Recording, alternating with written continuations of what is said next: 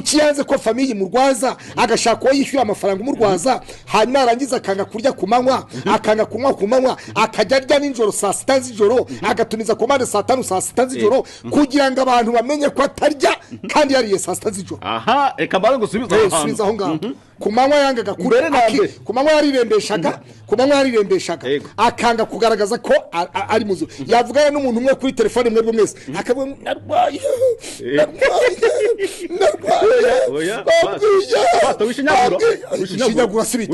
yes reka mbasuze nongere mbekaze mbifurize amahoro y'Imana mu rero hose ku isi mitoro mwifurize igitoro kize n'umugoroba mwifurize kugira umugoroba mwiza.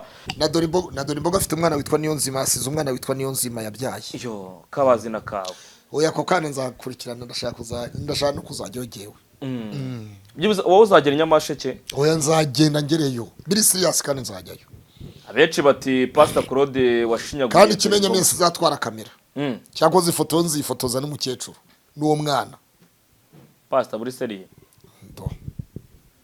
Pastor na kamera zajyana ngiye kureba mu dore imbogo n'uwo mwana mwitiranwa cyane nzaba ngiye kureba uwo mwana ntago ari Pastor tuzi Pastor tuzi ntago yabikora ibyo bintu ninde Pastor dutangira ikiganiro ushobora gusengera ikiganiro tukitangira ikiganiro ko ubu ngubu tugiye mu mibatizo tekinike yego ngo bimeze biterera ikiganiro tugatangira warambwiye ngo ikiganiro cyo gukora hari umukobwa mwiza uri inyuma yawe aremewe uwo mukobwa Kitangira ikiganiro dusenga Imana usurize inshuti n'abavandimwe umukobwa mwiza ariko ntunteranye na madamu na yumva iki kiganiro atagira ngo ni parapara dutangira ikiganiro dusengera Imana uwo n'umukobwa wanjye dutangira ikiganiro dusenga Imana icyo ugiye kumbaza ni ikiyobokamana cyangwa ugiye kumbaza ibiganiro bisanzwe impamvu ni mugoroba bahakanye ko utakiri pasiteri ntaho wimitswe uri pasiteri w'amatwi ibyo ntabwo ari byo bituma dutangira dusenga Imana narababwiye ngo ibiganiro byitwa ibiganiro ni ibiganiro iyobokamana ni iyobokamana narababwiye ngo sinshaka kuvanga amasaka n'amasakaramentu kuko iyi ni channel business yego ni channel business ntabwo no bivuze ko natangira ikiganiro senga kuko gusenga aba nasenze n'ibiganiro ndi bukore byose nabisengeye icyakoze niba tugiye mu by'iyobokamana yego tuba tugomba kubanza gusenga tugiye mwiyobokamana uyu munsi tugiye mwiyobokamana buri umuntu akanye kuri atari pasiteri nawe yarimitswe yarabatijwe na pasiteri ariko ntabwo senga kuko byasabwe n'umuntu wavuze ko ntari pasiteri oya urasenga ku giti cyawe ku ruhare rwawe yego aha urasenga ku ruhare rwawe yego ku ruhare rwawe n'umutima wawe banza umbwire kwanza ingingo z'ingenzi ingingo ya mbere yego witwa DJ Brian nimugoroba yavuze ngo nta mupasiteri ukurimo Jihad nawe arandika ngo Pastor Claude ngarurira kakajambo mbanze nongere ngasome neza wampfura we kari kampereza hano nkasome neza banze ngasomere pastor bundi yumva ukuntu ibintu bimeze ni ijambo rishobora kuba abantu benshi baribonye bakagiramo n'ubwo bakavuga ati uwitwa Jihad apfiki na Pastor Claude ni ijambo rigira ngo mumbwirire Pastor Claude wa wundi umeze nk'utoga ngo ni Pastor Ezekiel ngo ntiyoga yego mugwiza na Bosiko saa moya zuzuye ntibabure kuri live Instagram aba bantu ni ibyorezo binarenze ino ndwara y'ubushita yaje aho ndi buhagaruke ariko umwami mukorera azabagororere saa moya nimubure harya ngo bavuze ngo murigobe murasara ahubwo muri umukumbi turwanye ubushita tutibagiwe yabyanditse nabi ahorega mbisomera tutibagirwa ururimi rubi rw'abantu bakuriwe ngo na Pastor Claude avuga ivata rikaza na Pastor Claude aravuga ivata rikaza nkomeze hepfo umukozi w'Imana nusana susenya imyaka 50 siyo wizihizaga ejo bundi gusaza nta kanama wowe bavugaga wizihizaga imyaka 50 ejo bundi gusaza nta kanama wagira abantu ahubwo gusenya gusebya kwangishanya. Okay, mbo sorry nirwaye gakorora nsabye imbabazi abantu bari bumve ndi bugira Brian Jihadi baraciriritse. Yes. Wabyumvise neza Pastor. Imbere y'Imana hari ibintu bitatu ngiye kuvuga. Icya mbere no Bunyarwanda n'Abanyarwanda. Icya kabiri na rimwe n'Imana baremwe n'Imana. Icya gatatu ariko imyemerere uburyo twemera Imana birahabanye biranatandukanye. Bityo rero Jihad sinatinda kubye kuko afite imyemerere ye, afite Imana yemera, nanjye afite Imana nemera. Ariko nemera Imana rurema yaremye ijuru n'isi n'inyanja. Ariko itemera ariko iyo Mana rurema Bibiliya genemera Bibiliya ijambo ry'Imana. Ariko Jihad ntiyemera Bibiliya ijambo ry'Imana. Kubera iki? Bitewe n'impamvu. Pastor kutangiye kumucira urubanza. Banza wumve se nyine. Bitewe n'impamvu. Brian ikimutera gukora biriya nuko atagiye ku gice. Reka sabe Prophet Reverend Ernest afata umwanya yego afata umwanya wo kwigisha Brian amuhereze mwari mushinzwe abigice. Nubwo yamubatije mu mazi yabatijwe mu mazi ariko atabanje kuca ku gice. Kuko Imana yakunze abari mwisi cyane byatumye itanga umwana we w'ikinege kugira ngo umwizera wese atarimbuka ahubwo ahabwe ubugingo buhora. Kuko Imana yakunze, Imana yarakunze, yakunze Korodi, kunda Brian, kunda Jihad, kunda nabandi, ariko kandi noneho imyemerere yo irahabanye kandi iranatandukanye. Cyo kintu cyumvise neza. Bivuze iki rero? Bivuze ngo hari ibintu abantu tutagomba kuba dutega amatwi ngo tubihe umwanya tubiha agaciro kubera impamvu runaka. Ibyo wabyumvise? Yego. So ndumva rero kati kwari twikomereje ukimubwira ngo bamusubize ku gice ntabageze agiga ku gice. Urumva rero iteka kera ntabwo nakirengagiza ko hari inkone yari iri mu igare marayika arayibona. Marayika amaze kuyibona marayika abwira Filipo ati sanga iriya nkone iri mu igare kuko nabona imwe iragenda isoma umuzingo w'igitabo. Yego. Filipo aragenda abaza inkone arabaza ati sahi ibyo usoma urabyumva? Ndiri kwita inkone ubwo mu mwandiko. Inkone iti nabimenya gute nabisobanukirwa ne nabimenya gute ntawe wisobanuriye. Filipo aramusobanura yasanze arimo arasoma umuzingo w'igitabo cya Yesaya. Sorry. Hanyuma Filipo aramubwira ati byanditse bisobanurwa gutya na gutya na gutya na gutya. Inkone ihita ikizwa ko kanya. Inkone imaze gukizwa Filipo ahita yibatiza ko kanya. Imaze kwiga no gusobanukirwa ibyo mubatiza icyo ari cyo. Brian rero ntabwo yigeze yigwa igice cy'umubatizo kugira ngo asobanukirwe umubatiza icyo ari cyo. Ese ubwo icyo gihe amakosa bara ya Brian nyine banza wumve. Yego. Urumva yawe yaranavuze ati mu byukuri ati sinarinzi Pasteur Mushumbere Ernest ati Sabe ni wamuje nawe Sabe wa Isimbi TV. Ati Sabe ni wamuje nawe muri iyi minsi. Yego. Rero bivuze iki? Umwana Bibiliya avuga ngo umubyeyi itoza umwana indero akwiriye kunyuramo azarinda saza atarayivamo. Wabyumvise? Ndakumva cyane. Umwana iyo yubahutse rero umusaza w'umuturanyi wawe babivuze ngo nawe arakototera mu minsi mike. Niba yubahuka amavuta ya Pastor Korodi ntazatinya amavuta ya Pastor Ernest. Nanamubwiye ngo ni ntero wa mukobwa we kirazira gukinira kuwasizwe kuko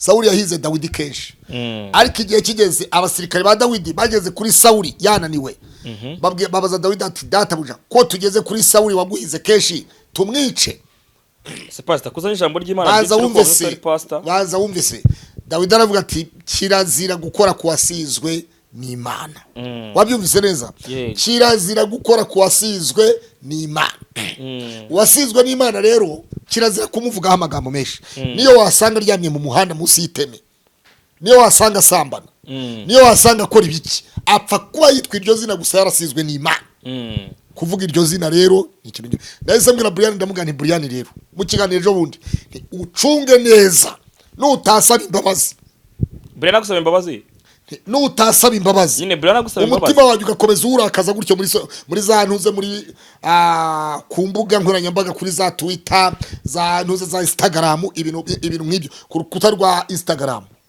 niho bakora biriya byose niho avugira biriya byose urabyumva yego ijambo ryitwa umushumba ni izina ryubashywe kandi ibyo mvuga nanjye ubwanjye mbivuga bitewe n'impamvu mbivuga ntabwo napfuye kuvuga ibintu ngo bishyiraho gutyo gusa ntibishoboka ko mba afite ibimenyetso nka ribu ikurikiza ibimenyetso ribu ntabwo ireba ngo ntiyumva amagambo ntabwo yumva ngo bambwiye bagize gute Eliya yasenze isengesho avuga ngo mana ya Aburahamu na Isaka na Isirayeli niba ndi umuntu w'Imana umuriro uturuke mu ijuru ubatwike wabyumvise yego Eliya asenga isengesho ati niba ndi umuntu w'Imana umuriro uve mu ijuru batwike yego Brian rero nari numvise kuri ntuze yagize ubwoba ndamubabariye bitewe nuko ako kantu kamugezeho ariko urumva ko nakanyafu ijambo ry'umuhanuzi ijambo ry'umushumba ryari ryamanutse ati ndishinganishije ati ndasaba ribu ati ndasaba so urumva rero ubabariye Brian ndamubabariye kuko nasanze nawe atazi ibyo avuga apfa kwivugira gutyo gusa atazi n'ibyo akora ariko urumva ufashe ko no mu kubatizwa kwe ari ibintu bisa nkaho byatunguranye urumva ariko yatangiye kuvuga ngo mu bantu avuga rero ntakwiye kujyajiga pastor kuko niwe wamubatiye nese ubisengero zose zasizeho ingufuri bitewe no kutuzuza ibisabwa urabyumva neza ubu se arafata umuntu wayobora urusengero ku rusengero kizavuga ngo ubundi ni pastor wa hehe n'urugero sino muri Kigali gusa insengero zimwe zakirwaho ingufuri kubera kutuzuza ibisabwa hari ibintu bigenda bisuzumwa urabyumva neza rero kuba pasteri ni nkuko umuntu ashobora kuba ari ambasaderi cyangwa yarahagarariye igihugu mu gihugu runaka akitwa ambasaderi nyuma noneho igihe kikagera akavayo akagaruka titre y'ambasaderi ntabwo imuvaho ngo ndimo ndabwira Brian na Jihad oya turacyari kuri Brian reka jewe noneho ndaje nizire kuri Jihad neza niwe nshako rero Brian ni umwana mutoya cyane aracyari mutoya akeneye kuba akeneye ubuzima ariko kandi ibyo avuga ajya areba ibyo avuga kuko twumvise avuga ngo agira ONG y'abana afasha nk'umuntu ufite imbabazi dore imbogo nyakwigendera ubu yakaba yafashe imodoka feri ya mbere akamanuka Nyamasheke akajya kureba abana babiri ba Brian ba dore imbogo kandi mu biganiro yavuze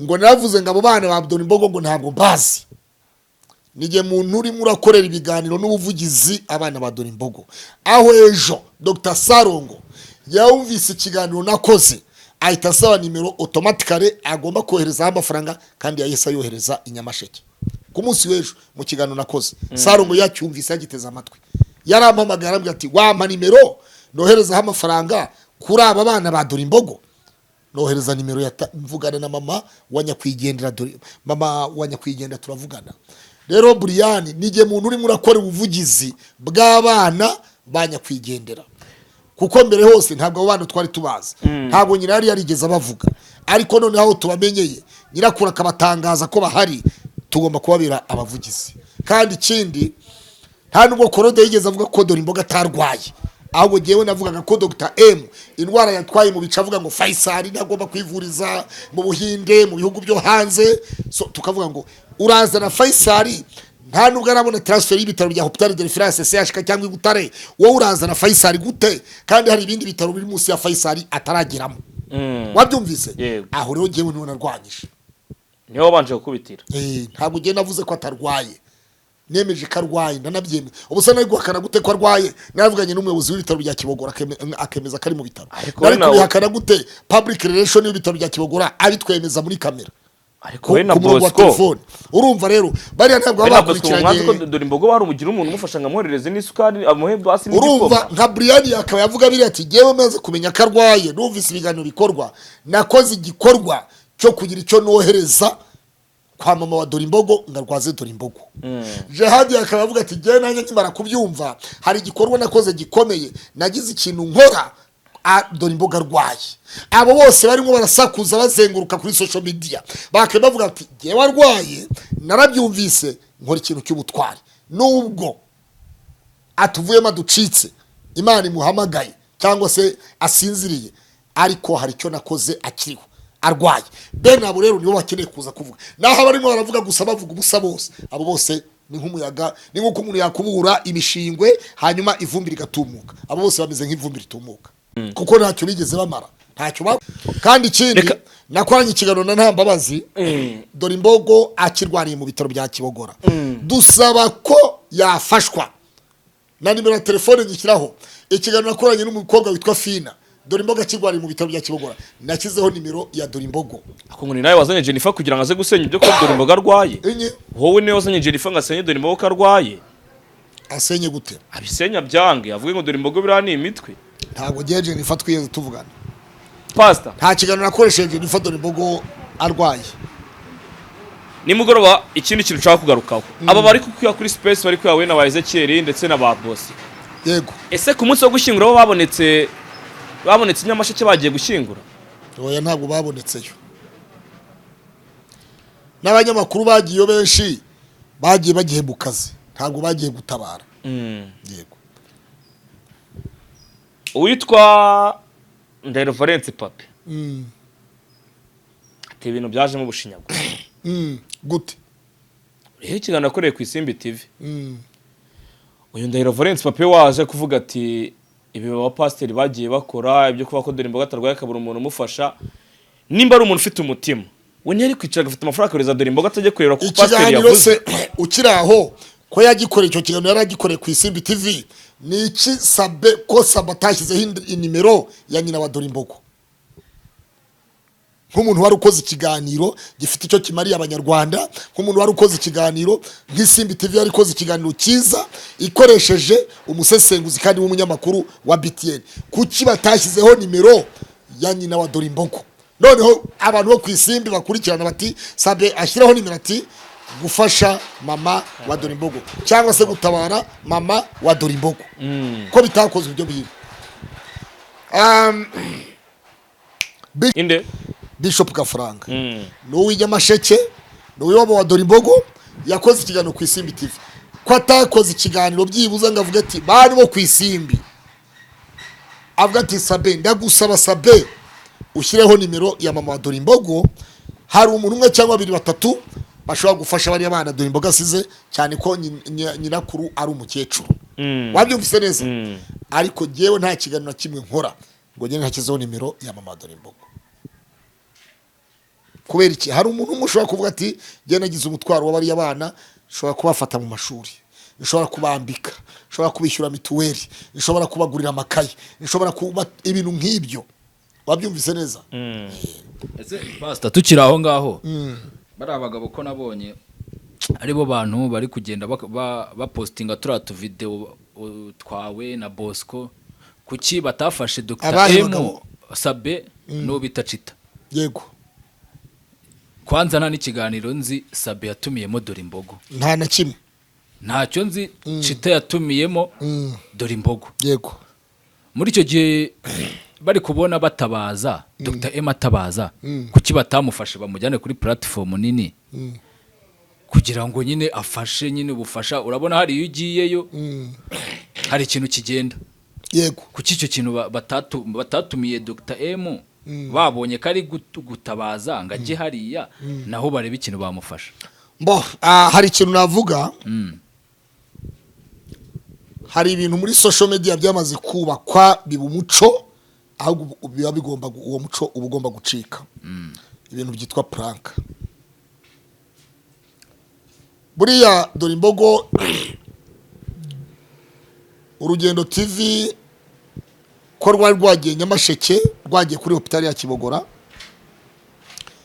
iyo baza gushyira kuri kamera mama wa dore imbogo bakamubaza uburwayi bwa dore imbogo n'uburyo yavuye i Kigali n'uburyo arwaye ibintu nk'ibyo nibwira ko abantu bari kubyitabira iyo haza kujyaho mukuru wa dore imbogo cyangwa musaza wa dore imbogo twabonye Theoneste abantu bari kubyitabira ariko urumva twebwe nk'aho twe tuba tumenyera abantu bakina za pranka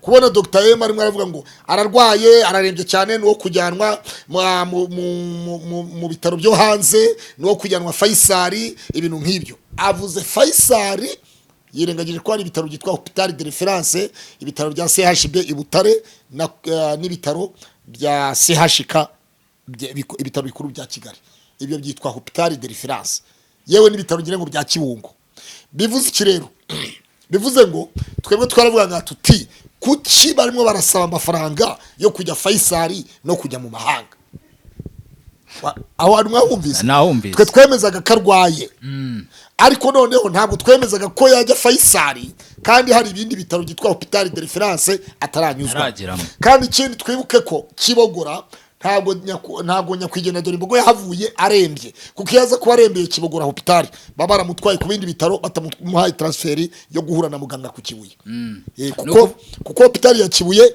ntabwo ari reference ntabwo ari Hopital de Reference ni ukuvuga ngo nabo impamvu batabyitayeho nabo babonaga ari prank nyine urumva hari abantu batagomba kuba bavuga ibintu nk'ibyo kubera yuko ni mu kiganiro rekaze mukati najye kwitaba telefone aho yego ni ukuvuga ngo impamvu abo bagabo nari nkubwiye bafite platform ziri hejuru nabo batabyitayeho ngo babijyemo nuko babonaga ari ibintu biraho nabo by'agatwiko urumva ari Sabari Chita ari nkaye mu Irene yakoresheje dore imbogo kesha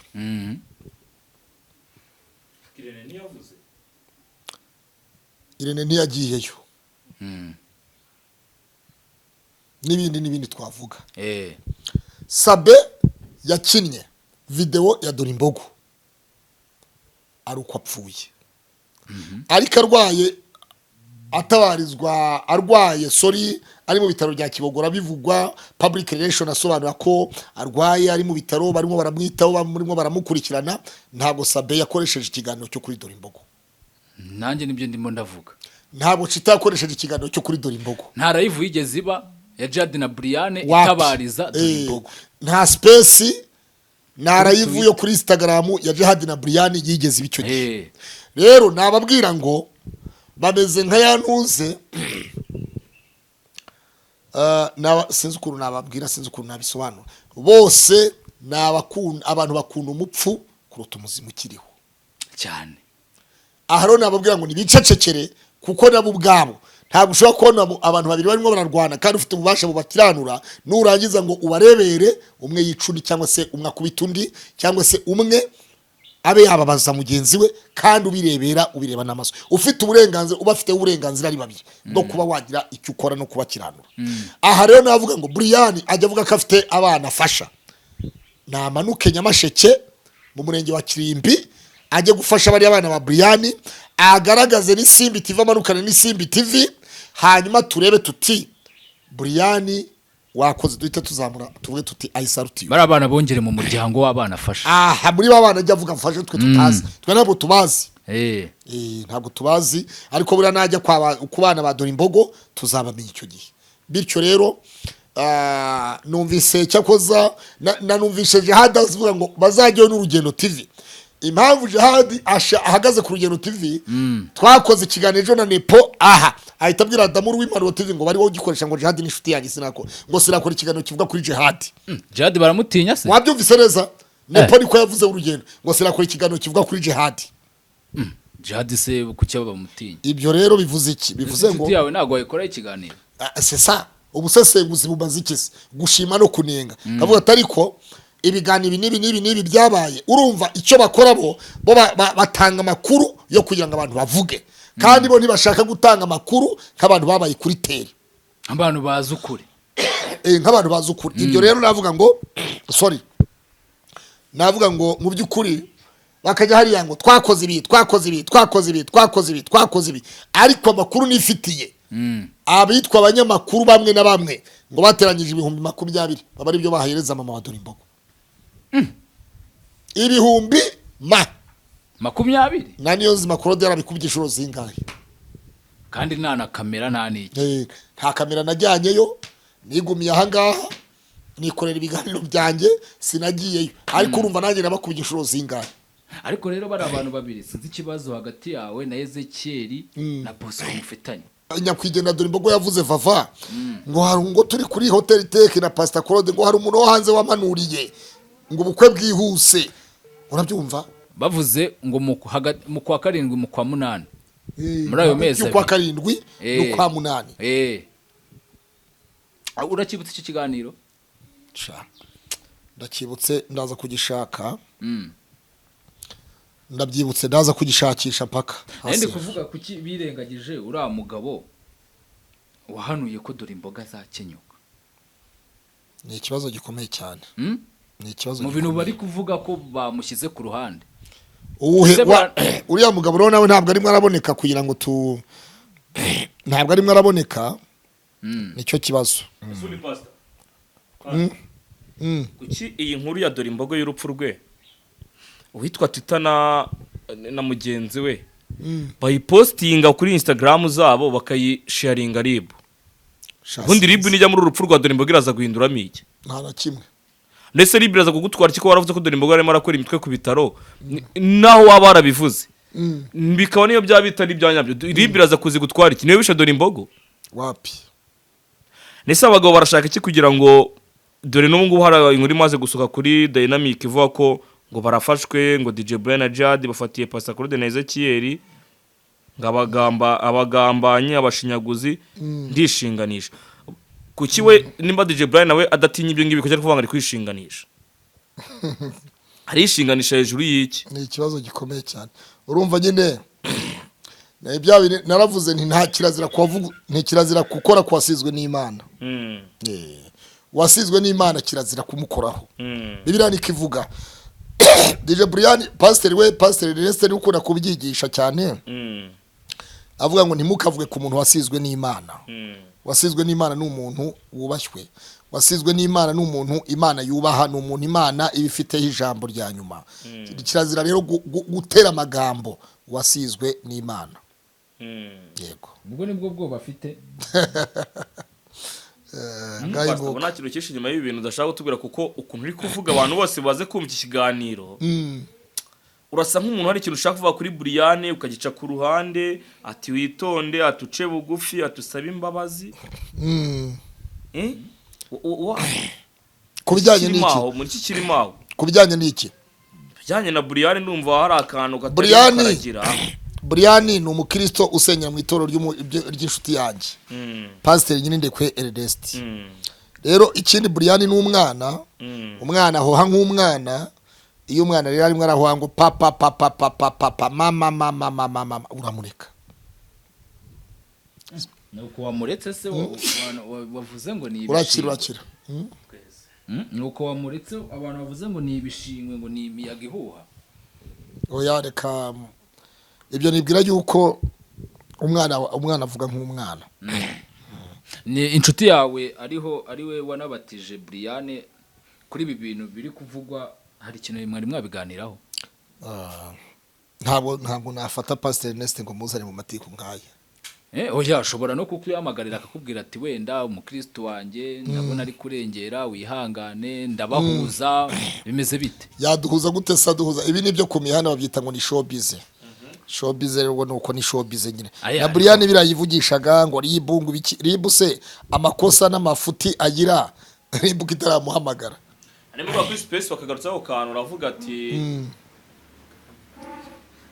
Mwa kuri space nabwo bagarutsa aho kantu uragasubira uravuga ati ese Brian ko turi kudushinza amakosa wori umwere niko bamubwiye abantu babimubwiye amaje ati kuri kuvuga Pastor Claude RIB mukurikirane wowe bagukurikiranye bakuburaho icyaha ubuse umaze iminsi wita abagabo bita ibiki we nayo shako nta muntu wabakurikiranye uriya reka Buriyani reka mubwire ngo ni umwana kandi umwana avuga nk'umwana rero njye nk'umubyeyi ndi umubyeyi nisuzumye nsanga ndi umubyeyi nisuzumye nsanga nta Imana imubabarire Imana imubabarire hanyuma ikindi kuri Jihad ngo sindi pasiteri ntabwo ndi pasiteri wiwe n'ubundi kuko n'ubundi umunsi z'aba pasiteri wazavuga ko ndi pasiteri we yego ntabwo uri pasiteri we reka kugira ngo kaganiro tukagire gato tubashe kugira ngo umuntu abanza n'akadroping ndabona ari byo biri ku mbuga nkoranyambaga njye kuri kano kantu gasa nk'aho ari akanyuma nimbwa kuri space kagarutsweho kibaza ngo ese kuko Pastor Claude n'uwitwa Bosco n'uwitwa Mugwiza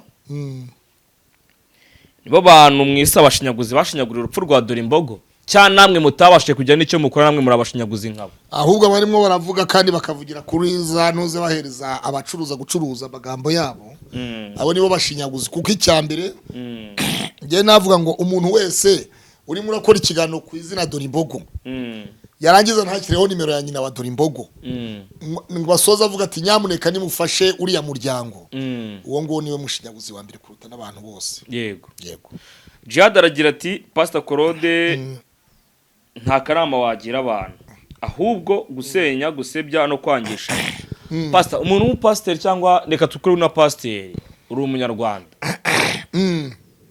ni ryari wigisha abantu kwangishanya nta n'umunsi ntanabikora ni ryari ujya gusenya cyane gusebya abagenzi bawe kirazira kwangisha abantu abandi kirazira ku ariko ibibi byo kuvugwa byavugwa ibyiza byavugwa navuga giye kurwanya ruhande navuga ngo tukiriho dukwiye kuvuga ibyiza by'umuntu tuzahita tubivuga kinariho yego rero nibibi by'umuntu abantu bakwiye kugira ngo ubuzima bwabo ngo biki ubukorode nahisha ko ndi umubyeyi w'abana kwere ntabwo nareka kuvuga ko ndi papa w'abana ngo nzahoze nitwe mvuge ngo ndi umusore muri social media sinabyaye kandi narabyaye ntabwo ibyo bintu nabitinyuka sinabivuga rero urumva icyo gihe Claude napfuye icyo gihe ndamutse mfuye abantu baravuga bati abana ba Claude erega buriya nubwo abantu bavuga none se nyakwigena Dorimbogo igihe atukanaga na Jennifer bamutukaga ibitutsi bingana iki byinshi cyane bamutukaga ibitutsi bingana iki kugeza n'ubwo basabye ribu ko yamufunga rero upfuye nta utamukomera amashyi uwapfuye nta burumuhashyingura nta burumuhamba upfuye aba yapfuye ariko kandi abasigaye ku isi bo nibo baba basigaranye umutwaro ngiye kurwangira uruhande rero navuga ngo Buriyani na Jihad namwe ntimuzi ibyo mukora kuko namwe muri abanyamihanda mukomeze mukora ibyo ku mihanda mukubura imihanda ya social media nicyo navuga nta kindi ati uwitwa Pastor Claude na Ezekiel Bosco na Mugwiza niho ndi kugana ku musozo ati mwebwe muri ibyorezo murenze n'indwara y'ubushita ayo ni amagambo y'abanyamihanda bita ngo ni showbiz ariko showbiz rimwe na rimwe